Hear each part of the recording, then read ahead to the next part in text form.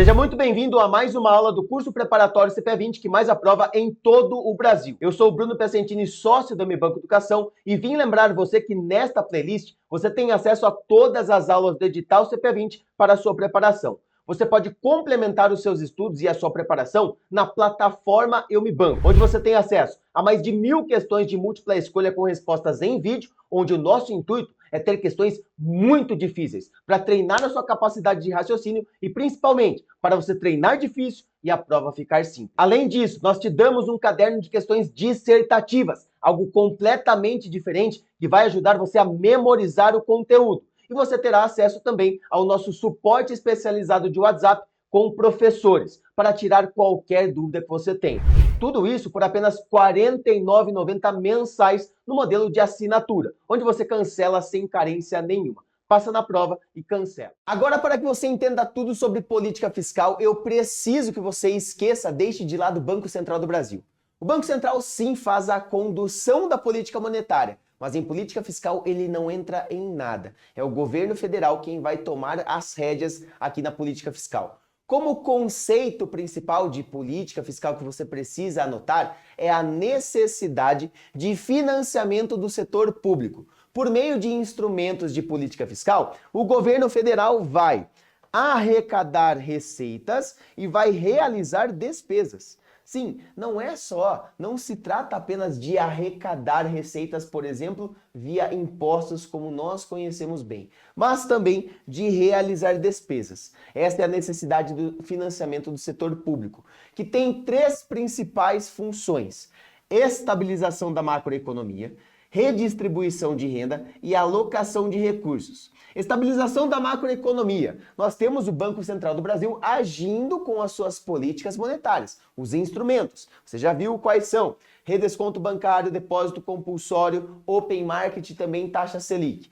Aqui na política fiscal, nós vamos ver daqui a pouquinho instrumentos que o governo federal pode utilizar para a estabilização de toda a nossa macroeconomia. Redistribuição de renda é um ponto muito importante, principalmente aqui no Brasil, que é um país emergente, onde nós temos muitas pessoas ganhando pouco, ou quase nada, e poucas pessoas ganhando muito. Então é um papel do Estado, do governo federal, fazer essa redistribuição de renda, ou pelo menos deveria ser, mas nós sabemos que isso é bem complexo e não é tão simples assim.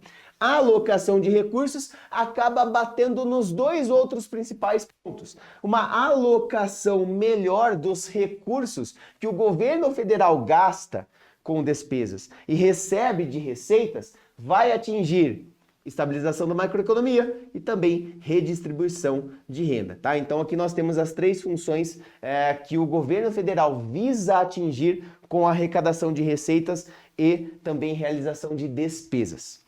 Só que esta arrecadação subtraída das despesas, assim como você faz aí na sua casa o seu fluxo financeiro mensal. Eu recebo de salário R$5.000 e gasto R$4.000. Este resultado tem dois pontos para o governo. O primeiro ponto é o resultado nominal. Isso é muito importante. O resultado nominal, ele vai ser realizado de tudo que o governo arrecada, subtraído de tudo que o governo gasta. Simples assim, sem diferenciação de nada.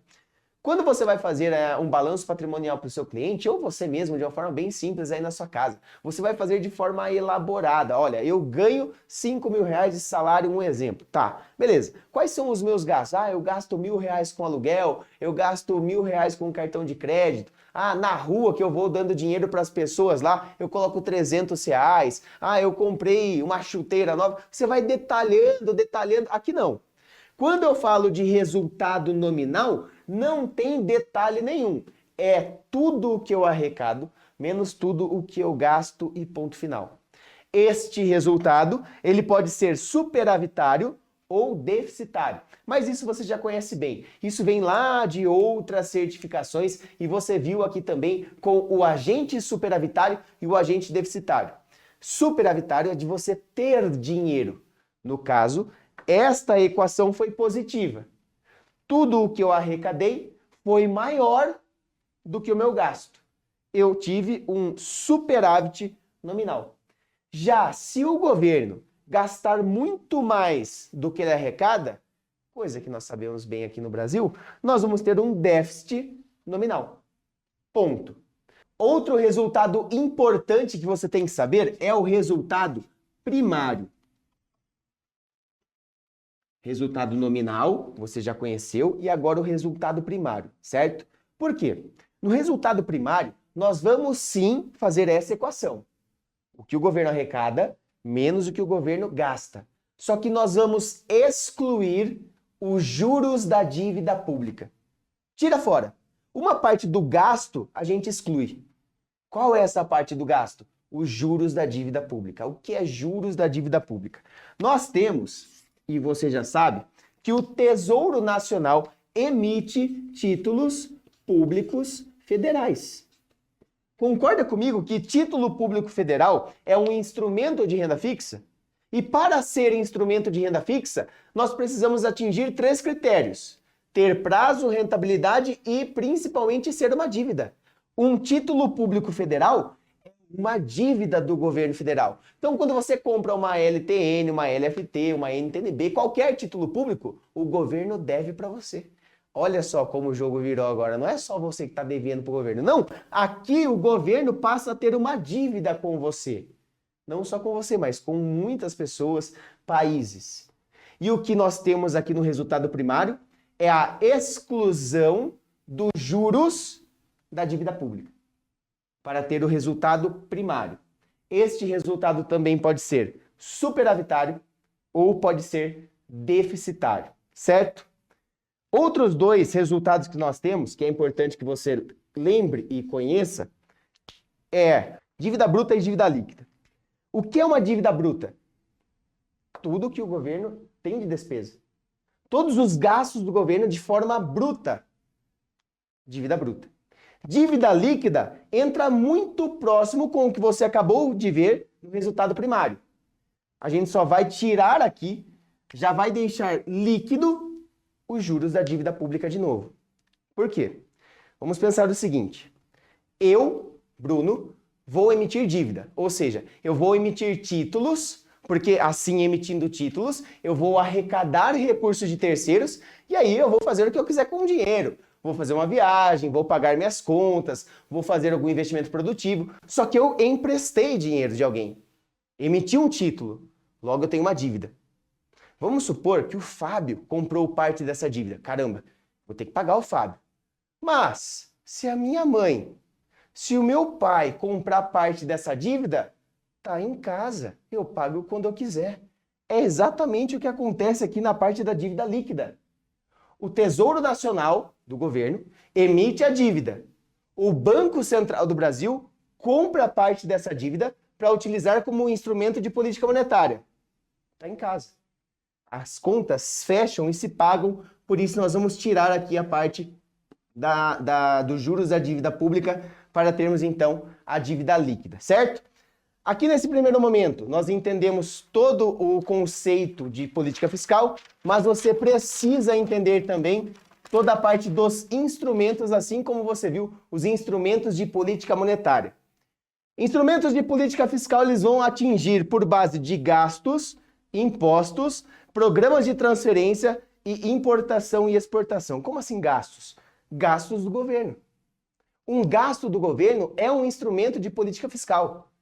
Então vamos supor que o governo decida aumentar os gastos.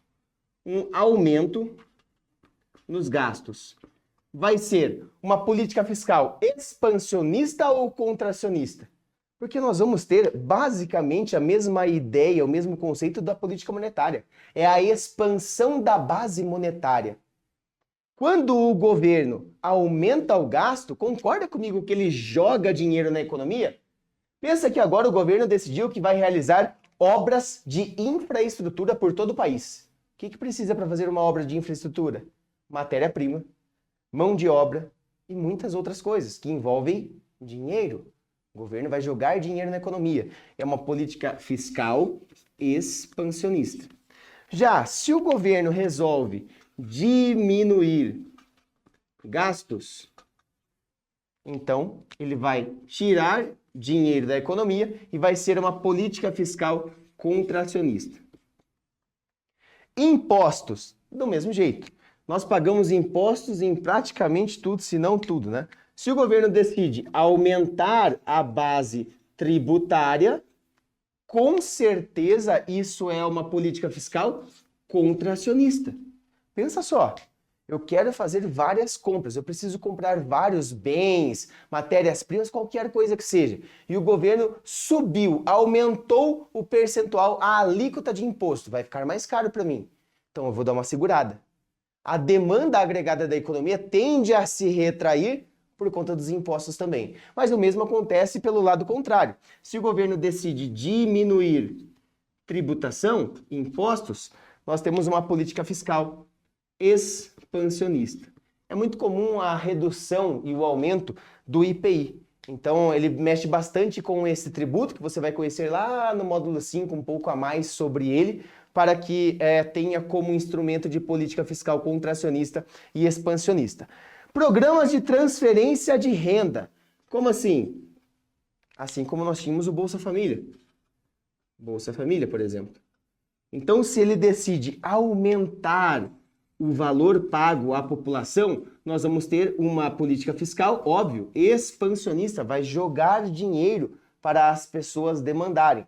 Mas se ele decide reduzir o valor, nós vamos ter uma política contracionista.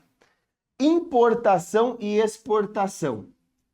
Aqui é um pouquinho mais complexo, assim como na política monetária nós tínhamos o open market, mas nada demais também. Importar é eu mandar o dinheiro para fora do país e trazer algum produto, algum serviço, alguma matéria-prima. Exportar significa eu fazer o produto, o bem, o serviço, mandar para fora e receber dinheiro. Então, quando o governo quiser realizar uma política fiscal expansionista, ele vai incentivar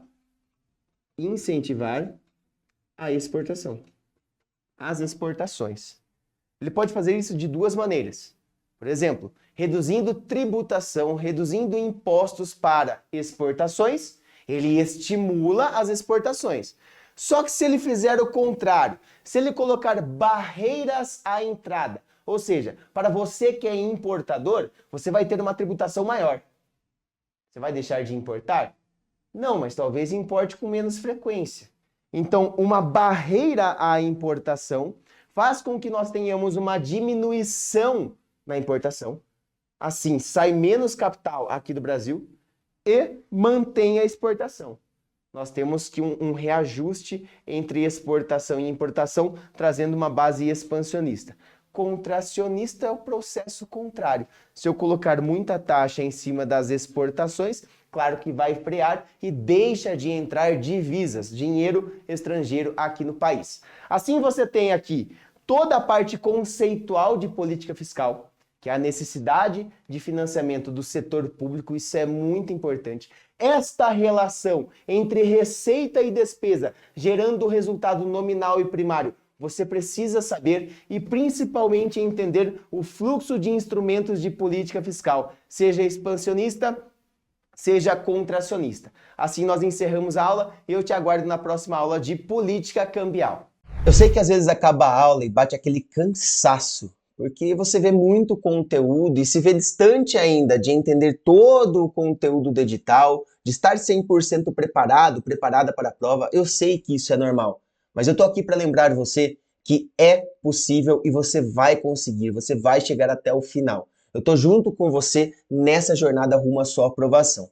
Eu deixei separado no link da descrição desse vídeo o acesso à nossa plataforma de estudos, caso você queira mais questões para se sentir confiante com a linguagem da prova, um caderno de questões dissertativas para que você possa memorizar mais o conteúdo e, claro, um suporte especializado por WhatsApp com professores para você tirar qualquer dúvida. Eu não quero que você chegue no dia da prova com dúvidas, com medo e se sentindo sozinho. Estou junto com você nessa e aguardo você aprovado.